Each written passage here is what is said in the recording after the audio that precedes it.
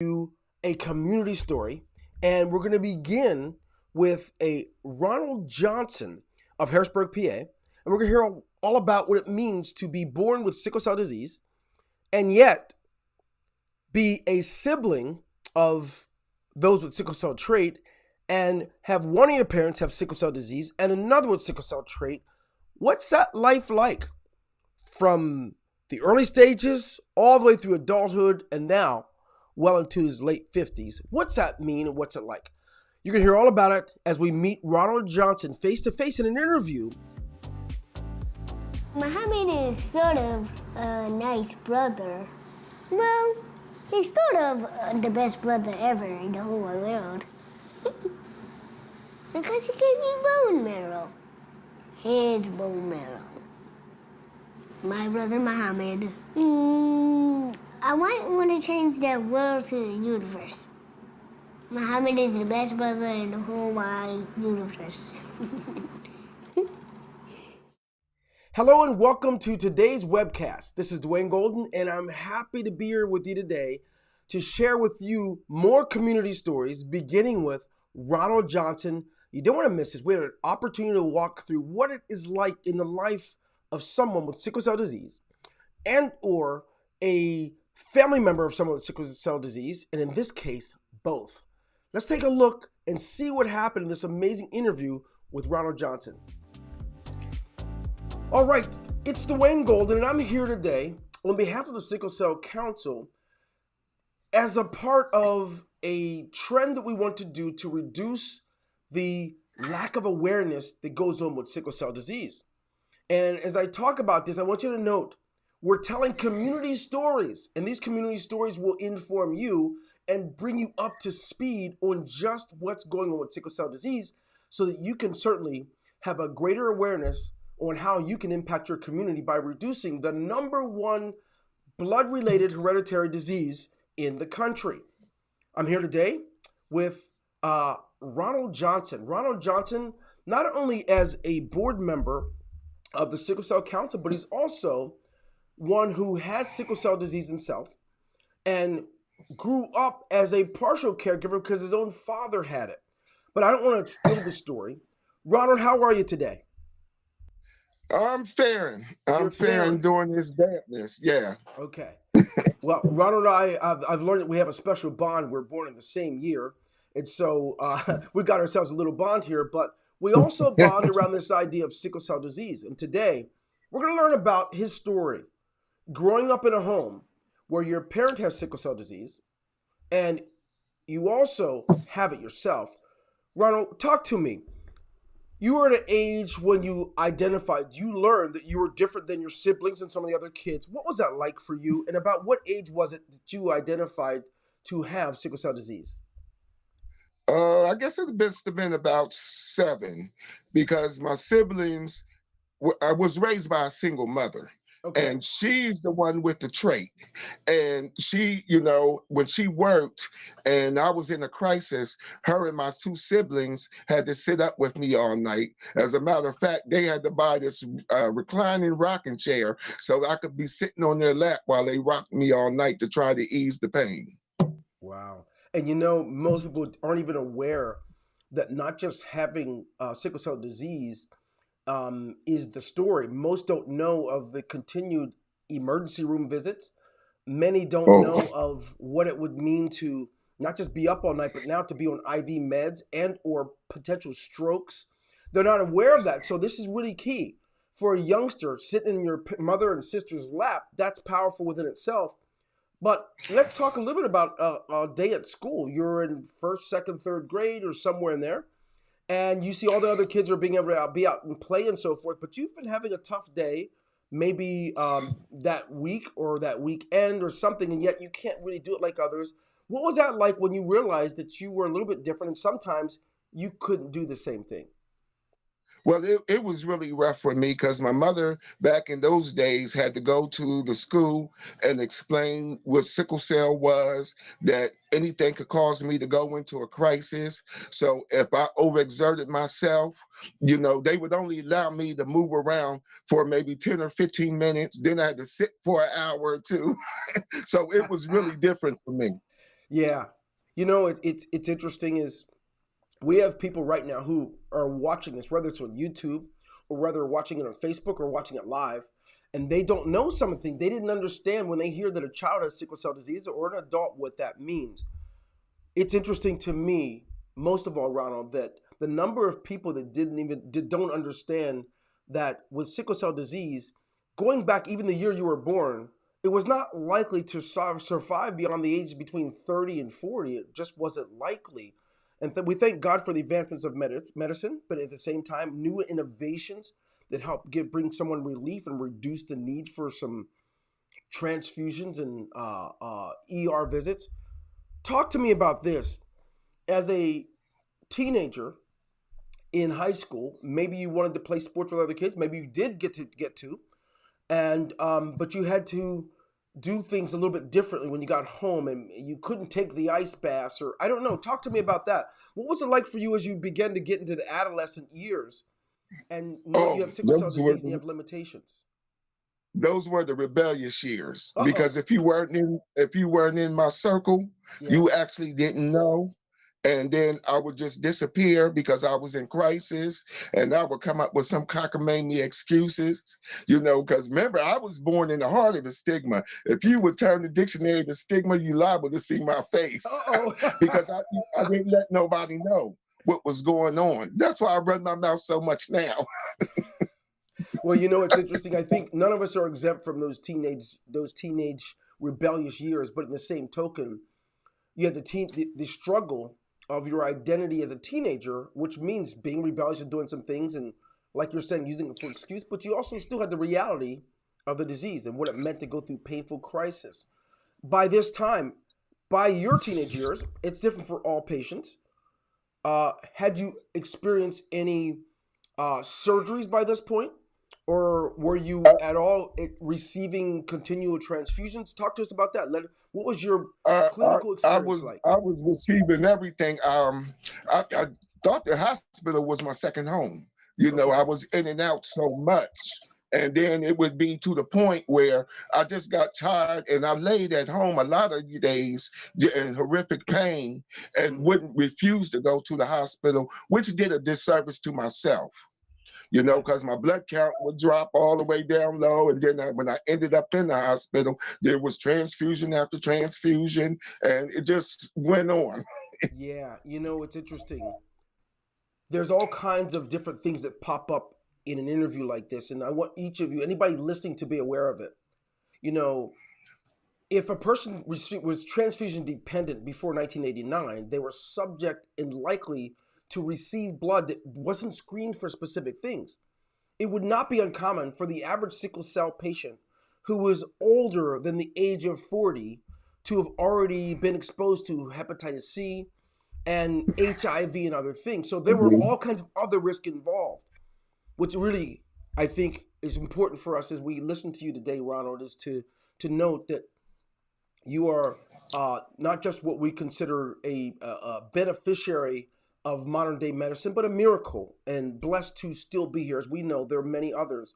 As I'm thinking of some personal friends who are no longer with us, who struggle with the disease, but you are a champion as a board member serving to help serve the community that deal with sickle cell.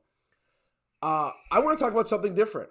Okay. As I understand it during our workup, that you are this grandson of apostolic ministers, and because of that, you ended up on the weekends leaving every weekend to go down south and then come back up and be ready for school the next week. What was that like with Mhm. sickle cell?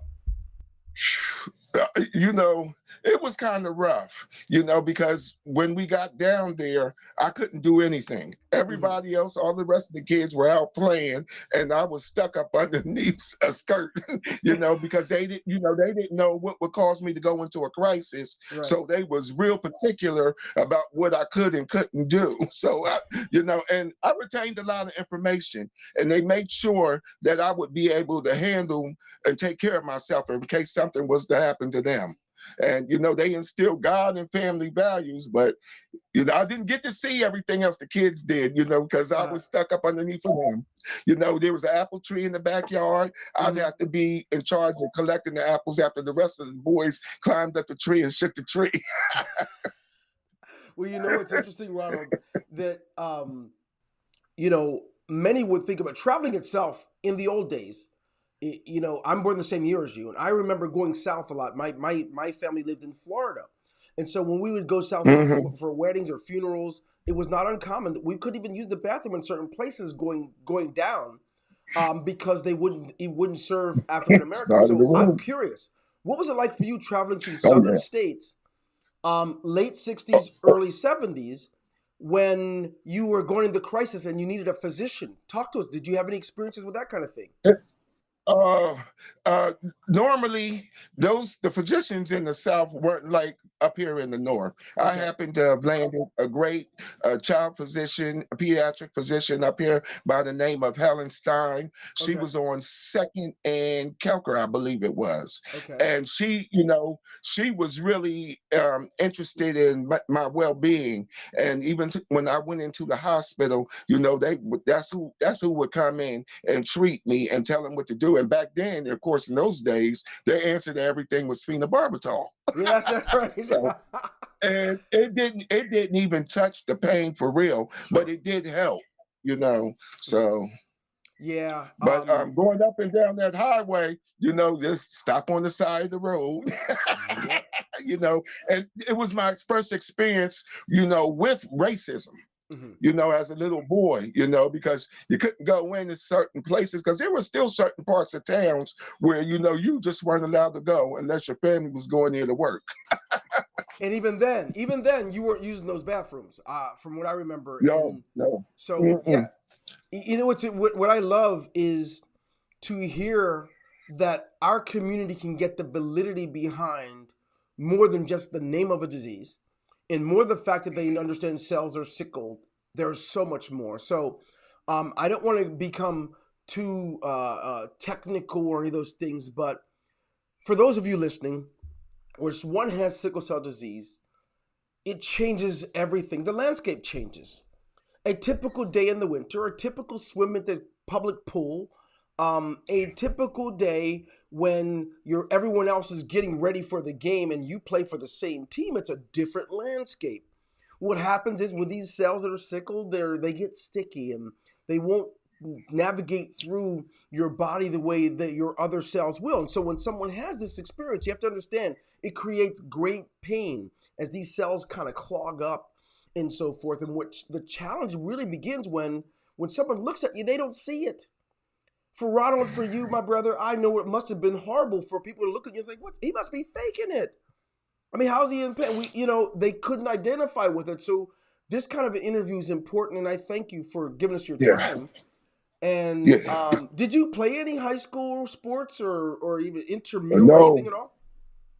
no, I That couldn't. door didn't I open. couldn't. In my younger years, you know, um, people know this as the invisible and forgotten disease, but Yeah. when you're really into a painful sickle cell crisis, Yeah. oh, that's when they can really see, because your whole skin color changes, your eyes get the jaundice. It just hurts for people to even walk around you, Yeah. and they know it. So hence, when someone would come to the front door for me, my family would shield them and just tell them that I wasn't feeling well today, and or I was in the hospital, but they never gave no real information. Remember, we back talking about in the late 60s, early 70s, Yeah. where the stigma was real. They didn't talk about certain things, and certain things weren't for kids' ears. you That is know, we 100% correct. You're hearing it right here. mhm. The personal stories of Ronald Johnson and what it was like to grow up in a home where his mother had sickle cell trait and she was a single parent, but his father had sickle cell disease and he himself has sickle cell disease. And we're learning all about what was like to grow up that way. Now, after we take a break to hear a word from our sponsors, I want you to take note. This young man had to go off and begin to find work beyond primary education and be able to hold down a job with sickle cell disease. You'll hear it right here. This is Dwayne Golden and Ronald Johnson. We'll talk to you in a few minutes. Once again, this is Dwayne Golden. I'm here with our special guest today, Ronald Johnson, and we're learning all about what it means to grow up with sickle cell, someone in the home with sickle cell. But in Ronald's specific case, he has sickle cell disease, and his mother had sickle cell trait, and his father also one with sickle cell disease. And what did this mean for the family? What did it mean for him specifically? We've been learning. We've heard about his childhood years and his adolescence, and now we're going to talk a little bit more about something that's going to hit a little bit more closer to home.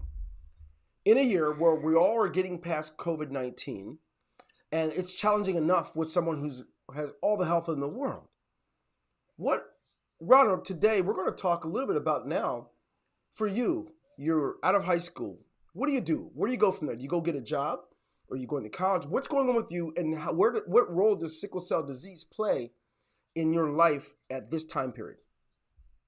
Well, I've had various jobs right out of high school because I didn't graduate per se walking across the stage. Okay. I left school at the age of 16 Okay. and went to a second chance academy where I obtained my GED. Then Fantastic. I was going to headhunters because I had a dream of owning my own cosmetology shop, Okay. and that didn't pan out because I kept going into crisis, and then I would be off for certain periods of time. So it was hard to play catch up. So now I'm fully listed as disabled because the older I get, the worse the disease takes on a life of its own. I get that. And so with that, have you ever had any of these jobs that interfered with the sickle cell disease interfered with your progress and growth on that job? Has it ever Oh, interfered where you had to take time off, go in the hospital, and you had to make sure someone talked to your boss? Did you ever have that kind of situation?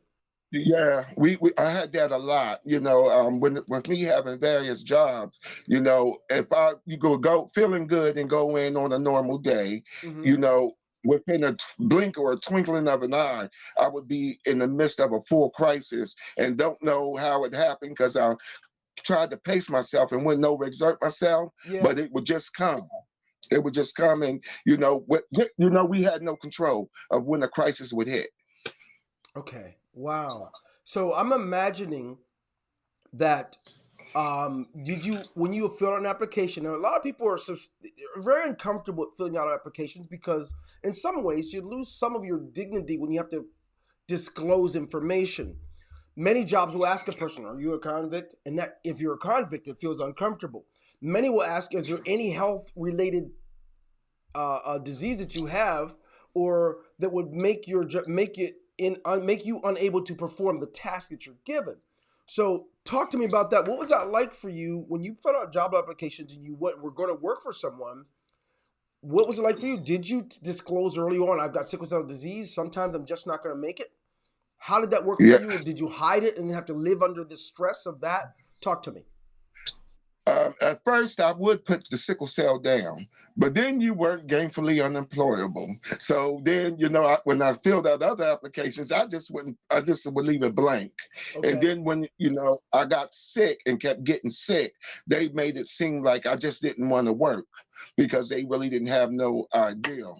And so finally, it just had to be, the doctor said that, I wouldn't be able to maintain no job if it wasn't certain things that, like me just sitting. It would have to be an office like set type of, and they would have to work with me on the Disability Act, so. Yeah. So I can identify with that, my brother. I can tell you that when someone hears about sickle cell disease, they're not thinking about providing for a family. They just think, oh, that's that one disease, that one black disease, or that one thing where the things are shaped different. They don't know about what happens when this thing exacerbates. They don't know what it means in the life of someone trying to hold down a job. And then maybe they've had way too many frequent no-shows or claims of hospitalizations or verified hospitalizations. And in some cases, many people are unable to hold it down if they did what you've done. And it's normal to want to leave it blank. So you don't have that stigma where, oh, he's sickly. We have to only give him desk jobs. We can't pay him nearly as much. So this is important that you tell this part of the story so that others can hear and know what it means when their coworker has sickle cell disease, what it means when their child has a friend who's on the team with them who has sickle cell disease. And so I appreciate you telling that part of your story. Is there anything else you want to tell us more about your employment, and or do you have an incident when you've clearly lost the employment because you couldn't keep up because of the impairments of your disease? Yes, I even had worked in a fast food restaurant the one time, and I was doing the dishes, and I bent down, and when I got back up, I went into a crisis, and it was out there off of Eisenhower Boulevard. And so next thing you know, I had to went to the manager and tell him, look, I got to leave. He didn't understand.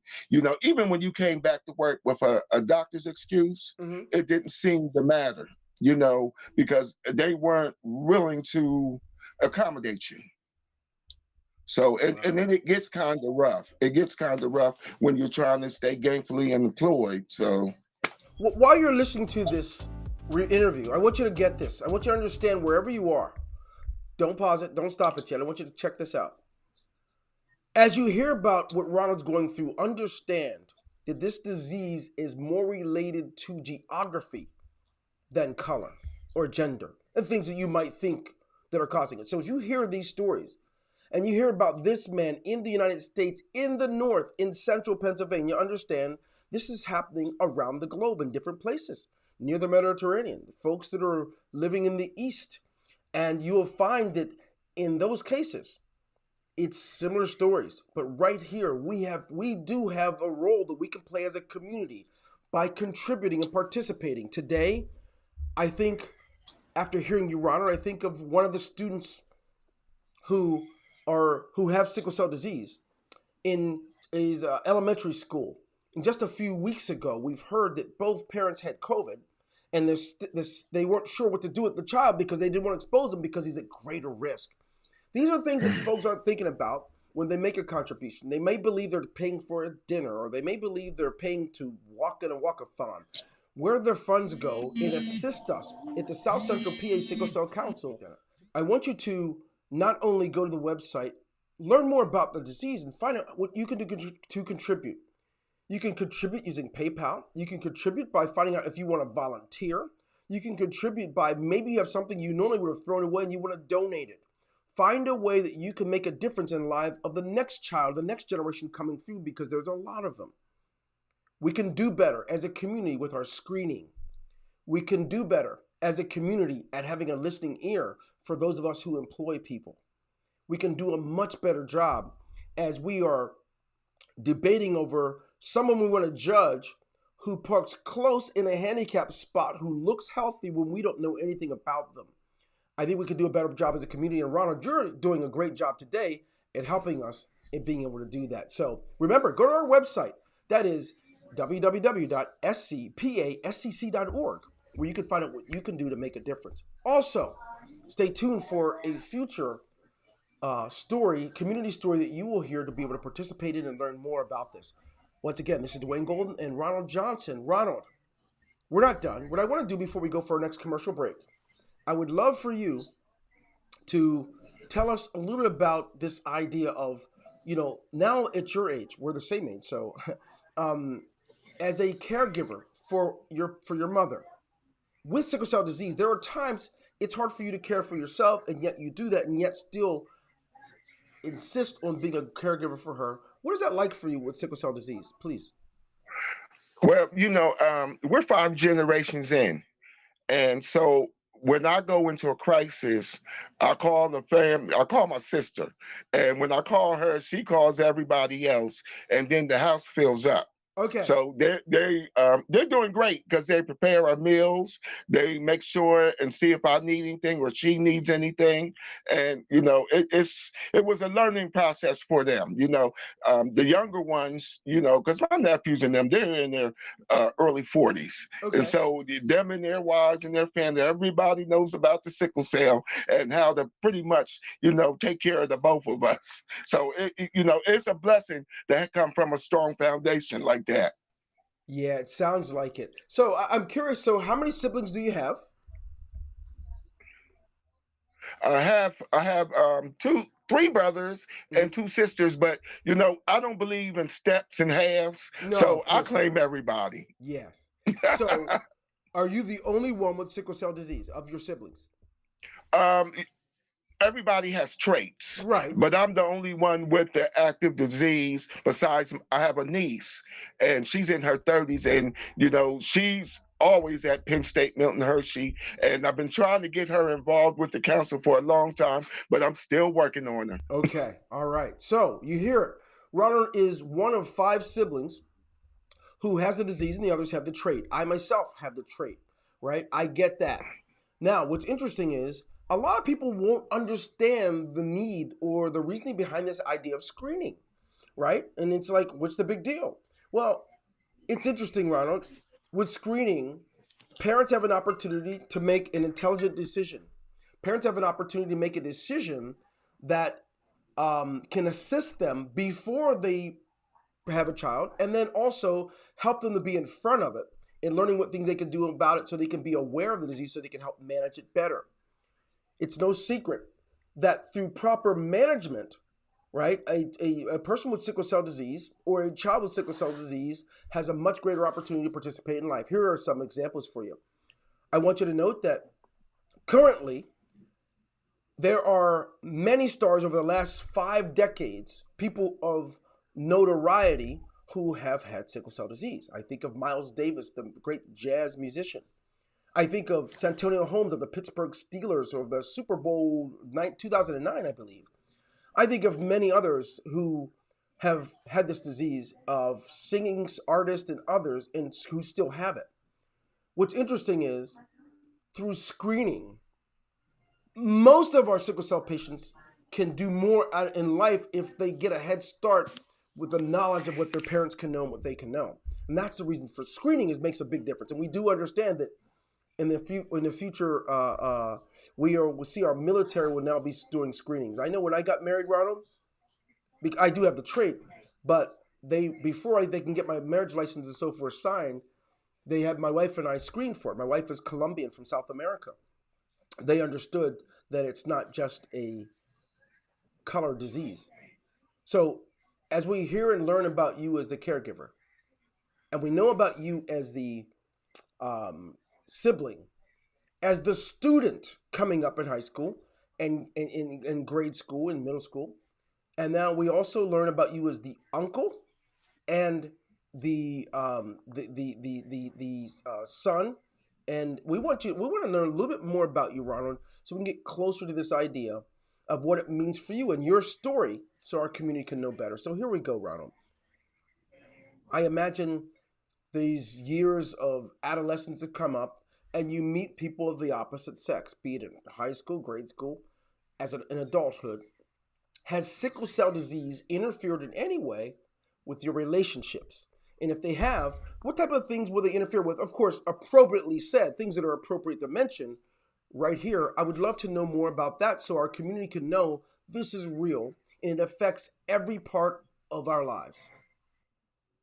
Well, I've had friends Mm-hmm. with sickle cell, Mm-hmm. and as far as my, I did, like I said before, I didn't allow anybody into my circle, that I would really identify with Okay. me letting them know what was actually taking place with me. But then I've had friends, who I've had to lend an ear to and tell them, when they would go into a relationship, that they still would have to be careful because you up the chances when you procreate with somebody else and they don't know if they have a trait of sickle cell or not. Yeah, well, my question is more about has it interfered because of pain episodes where you have to tell the person you're dating that I'm sorry I can't go on the weekend, I wanted to but I'm not well, or they spend some of their time being a caregiver. Has it ever interfered with you having an No, ongoing relationship? no, because I didn't let them in. Okay, that's fair. Yeah. Remember, I told you I was the face of stigma. You did say that. You did say that. Yes. And that makes sense. And that itself is how it impacted you in relationships. That being the case, if you couldn't let people in because of, the insecurity of knowing what that would mean for you, or knowing that they'd have to say sorry, like jobs do, like the school systems Yeah, and other places. So, yeah. wow, I get it. And I so, think it's more or less you being in such a vulnerable state that you can't do anything for yourself, and you mhm, don't want people to look in on you and see you like that. yeah, yeah, it does. It has great meaning. You know, as a veteran who spent a lot of time in the hospitals, I know what it means when you lose a certain amount of dignity because all of you is everybody knows everything. So I can truly understand that, Ronald. Today, we're happy to certainly note that we're coming together as a community, and that brings us up to right before we get into our last segment. We're going to hear from a word from our sponsors who support sickle cell disease, and they're spending their time making sure that they are doing all they can to impact our community. And then again, the number one hereditary blood disease in our nation is sickle cell disease. What are you doing? I know that we're doing all we can, and it doesn't always take money. Sometimes it just takes you, bring you to the table. Once again, this is Dwayne Golden and Ronald Johnson. Again, this is Dwayne Golden and Ronald Johnson. We're here talking about this Ronald Johnson's story, his community story about what it was like for him having sickle cell disease, what it is like for him, and letting us get a closer look under the microscope, which is not comfortable. We've heard him say it earlier that he didn't want to let people in. That disrupts your ability to keep and maintain gainful employment. It disrupts wanting to go through the full educational system because everybody's eyes are in. Everyone knows your vulnerabilities, and that can't be fun. But I did disclose that some of the notariable stars who are out there, such as Lorenz Tate, as you mentioned, Ronald, and the football players like Tiki Barber and we have Miles Davis and others. We've talked about that, and you brought up something during the break, and I'd love for you to bring it up again about you not hearing much from them. I'd like to hear that because I think it's important for our community to understand what it's like for anyone, whether you're a superstar or not. Yeah. Tell What us, I what was were you saying going to say? was, I don't think that, they let you know that they have issues with sickle cell, but they really don't go into great depth in detail of what their lives were really like, trying to maneuver through their careers, their professional careers, and living with the disease. You know, And Ronald, that's really important. I think it's important, but I think you've already stated it for us. You told us. Because if I'm not mistaken, you and I both were born before those people, with the exception of Miles Davis. But Hmm. perhaps they didn't want to let anybody in. If they tell their story too much, they don't get to where they are. They had to hide it. Like when you said you didn't, when you applied for that job and you didn't put you had sickle cell disease. I think it's important to Yeah. note that they're human too, and the more people know, the less opportunity they may get, and at the same time, the more judgment, or at least psychologically, they will feel that that's what's taking place. Does that make sense? Yeah, it does make sense. So you think It about it. You really know, a guy says I does. got sickle cell And then disease, they are in a and I've better got to go through position of, crisis. A guy says I have sickle cell disease and I have to go through crisis. Maybe he doesn't get the phone call for the movie that someone wants him in, right? yeah, And maybe someone goes, that's we're right. not going to invite this guy back for summer camp this year for football. We're trying to get a Super Bowl, and this guy gets sick a lot. Trust me, I think that that's a part of why we're here today because the stories matter. Everyone can't tell their story, but because you can, we applaud you. We applaud the enthusiasm to be here and tell it so that you can make a difference when others aren't in position to do so. Ronald, it's interesting that the new story is that the 50s are the new 30s, right? And hey, all the good stuff's in front of you. And with that being said, where do you see it now? We know that advancement of medicine has taken us a long way. We've got some new drugs in the market, right? We've got some things. I've read some articles this week about um, Oxbryta having a role in reducing the amount of transfusions a person has. We've heard about the ability for it to reduce the pain crisis through different drugs that are out here.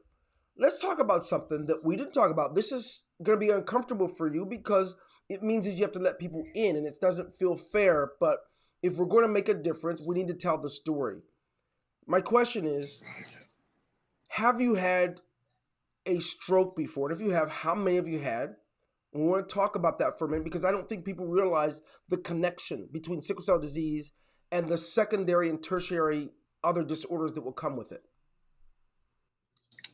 No, I haven't had a stroke, Okay. but back in 2005, I almost had a heart attack. And, I began to pray because I actually thought I was leaving here because I had been in a crisis that I've never had experienced before. Mm-hmm. And, it kind of woke me up to a lot of things. And I began to build a relationship with God for myself.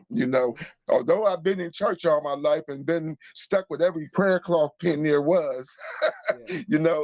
I really, you can be in church, but not have a relationship with God. Right. And so, after realizing that there were so many death sentences and somehow, we suppress a lot of stuff that happens when we're younger. Mm-hmm. And, I go back to being about 8 or 9 when they called the family around the hospital bed and told them that, I wouldn't make it to grow up. I wouldn't see adulthood. And I've had so many death sentences, from the doctors, but God, that's Yes. where I leave that at. But God. I get it. Well, you know what? I'm excited to see your enthusiasm around what you could do for the disease. I know that I've heard that. I believe I was told that you have been a board member for the last 6 years. Yes. That's fantastic. You're doing what you can. You're telling your story. You're a community advocate, and these things are really important. Although we already mentioned some Yes. others can't do those things, but you've insisted upon doing it. And on behalf of the council and our community, I'm wishing you well, and I'm grateful that you haven't had to go through what it would mean to have a stroke. We know of clients and friends and others who've since they were born. I mean, some before the age of 5 had already had multiple strokes, but there are other things that come along with this. And my next question isn't around the idea of a stroke or a heart attack. Is have you had to have any surgeries resulting from sickle cell disease? I was supposed to, but I refused. I rebuked him in the name of Jesus because right now I'm suffering with avascular necrosis, Mm-hmm. and I was diagnosed in 2014, Mm-hmm. and where they wanted to give me a double hip replacement, and I refused it. But then, I do have on-stage kidney disease. Any organ in the body is affected from the sickle cell disease because of the lack of oxygen in the blood not flowing. Right. So, Yeah, and so if you're listening today, you hear words like avascular necrosis, which to the average person has no meaning, right? Just so you understand, avascular necrosis is a disorder where you have a limited blood supply to a specific part of the body. In this case, to his hips, which means the joints, the hips, they all of a sudden, without that blood supply and without that oxygen, the bone begins to die and becomes very brittle, which creates the challenges of more pain in crisis or out of crisis, and the potential for a break while walking, a break while when you and I would have a typical bump or fall could create that for Ronald. That's what it means. So I want you to get the impact of what it means to have sickle cell disease. And he talks about renal disease. What that means, of course, let me just go. The kidneys take a beating. The spleen takes a beating. The different organs in your body with that limited blood supply doesn't give it as much life as you and others will have. And so that's why it's important. So even when you don't understand the name of what you're hearing, I'm trying to bring it closer so that you can know why everything you have will make a difference. There are many. One of the interviews we have coming up during the month of April, a young lady who's been on the waiting list to get a bone marrow transplant. Her organs are taking such a beating. Her survival is going to be based on getting a new bone marrow so that she can have that supply. But what that would mean is watch this now, she would still have sickle cell disease. And unfortunately, that would mean that she's going to have to be on immunosuppressants the rest of her life because her body would defend itself. There are so many things around this, and you deserve to know the truth. In our community, what you can do, if you have a neighbor who has sickle cell disease and they are of age, look in on them if they live alone. If you have a child, give them the extra care. If they need to take a moment, take a break. Don't push Boy Scout masters, coaches, teachers. Understand and listen. Together, we can create a dynamic community in which we can make a difference and be more like Ronald, one who insists on not allowing the disease to limit his involvement and limit his energy and excitement about doing something and being a difference. This is Dwayne Golden of the South Central PA Sickle Cell Council, along with today's special guest, Ronald Johnson. Ronald, thanks for being here. We want to send something out to you. We've got something special for you. I don't know if we want to do something special for all of our guests. And we're going to do something also for anyone who's giving today. We're going to want you to go to our site and tell us. Go to our Facebook inbox or our Instagram inbox or LinkedIn and let us know if you've made a contribution. We're going to send you something very special. Hang on a moment, Ronald. I'm going to get something for you. On behalf of one of our sponsors, we're going to give you a kit. In this kit, we have a first aid kit. We have disinfectant. We have 50 masks, thermometer, electronic thermometer. We have hand lotion, special toothbrush, specific sanitizing toothpaste for when you're traveling. There's so many things within this kit. It'll put you in front of where your next travels. We have Band-Aids, many things that will come within this kit. This is something, in spite of COVID, that will put you in position for greater health and being who you are. Thank you again for being our guest. Thank you on behalf of our sponsors, on behalf of the Sickle Cell Council. This is Dwayne Golden and Ronald Johnson. God bless you, and thank you for being here for our special webcast today. Take care.